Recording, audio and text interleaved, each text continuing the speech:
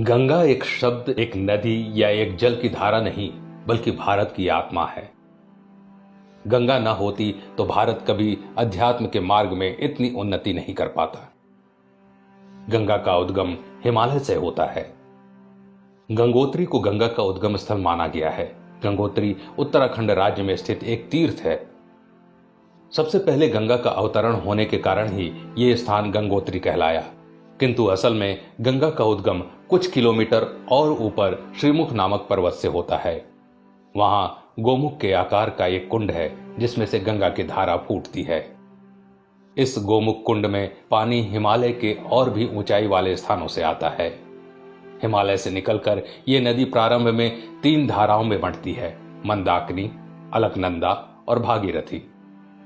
उत्तराखंड के देवप्रयाग में अलकनंदा और भागीरथी का संगम होने का दृश्य बड़ा ही विख्यात है। बाद में ये धारा गंगा के रूप में हिमालय से ऋषिकेश और फिर हरिद्वार के बाद मैदानी इलाकों में प्रवेश करती है। इसके बाद ये नदी उत्तराखंड के बाद उत्तर प्रदेश होते हुए बिहार में पहुंचती है और फिर पश्चिम बंगाल के हुगली पहुंचती है। इसके बाद ब्रह्मपुत्र नदी से मिलकर गंगा समुद्र में समा जाती है। इस स्थान को गंगा सागर कहा जाता है। हिमालय से बंगाल की खाड़ी तक गंगा अपनी यात्रा में चारों तरफ सुख समृद्धि बांटती रहती है।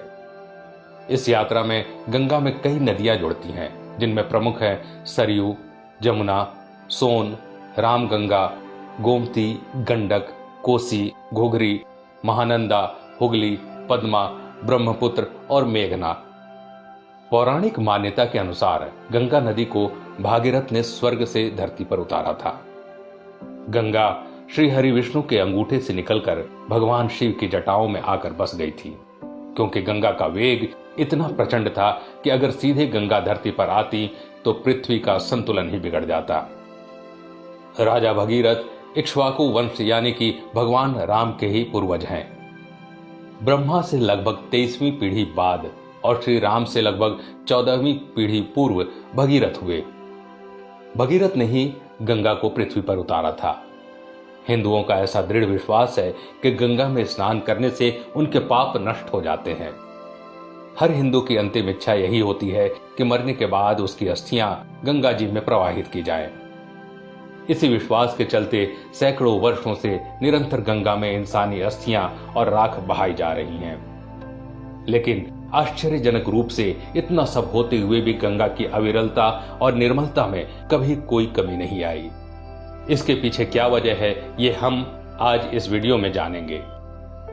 एक कथा के अनुसार एक दिन देवी गंगा श्री हरि से मिलने बैकुंठ धाम गई और उन्हें जाकर बोली, हे प्रभु, मेरे जल में स्नान करने से सभी के पाप नष्ट हो जाते हैं, लेकिन मैं इतने पापों का बोझ कैसे उठाऊंगी?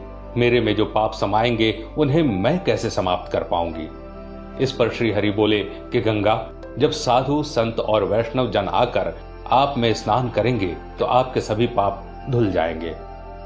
वैज्ञानिक जांच से पता चला है कि गंगा जल में पारा अर्थात मरकरी विद्यमान होता है, जिसमें हड्डियों में जमा कैल्शियम और फास्फोरस पानी में घुल जाता है।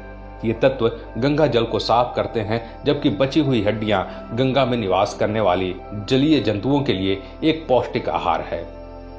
वैज्ञानिक दृष्टि से हड्डियों में गंधक होता है, जो पारे के साथ मिलकर पारद का निर्माण करता है। धार्मिक दृष्टि से पारद शिव का प्रतीक है और गंधक शक्ति का। इस तरह गंगा में अस्थियां बहाए जाने से एक तरफ जहां गंगा के पानी की गुणवत्ता बढ़ती है, तो दूसरी तरफ जलीय जंतुओं को भोजन भी प्राप्त होता है। एक बात और जिससे वैज्ञानिक भी हैरान है, वो ये कि गंगा जल कभी खराब क्यों नहीं होता। हरिद्वार और ऋषिकेश जाने वाले श्रद्धालु छोटी छोटी बोतलों में हमेशा से गंगा जल भरकर अपने घर लेकर आते हैं। घर में गंगा जल रखे दशकों बीत जाने के बाद भी ये जल उतना ही निर्मल होता है जितना कि भरते समय था। दुनिया की और किसी नदी या फिर आरओ का पानी भी इतने दिन तक स्वच्छ कभी नहीं रह सकता। वैज्ञानिकों के पास इसका जवाब यह है कि गंगा के जल में बैक्टीरियोफेज नामक जीवाणु होता है।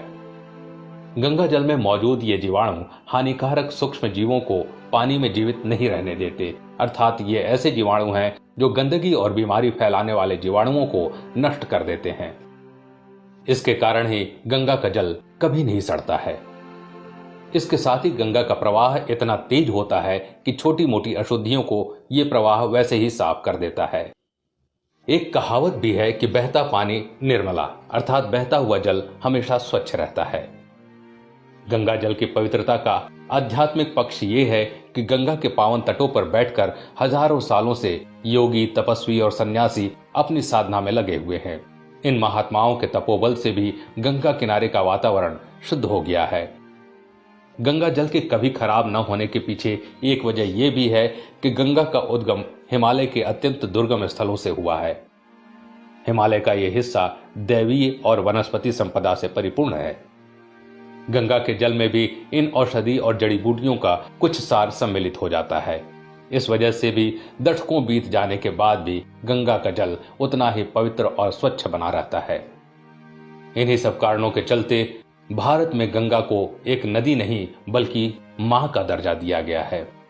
अभी संपूर्ण भारत में लॉकडाउन लगा हुआ है और अभी कुछ दिन पहले युवा वैज्ञानिकों के एक दल ने गंगा के जल का लैब में परीक्षण किया।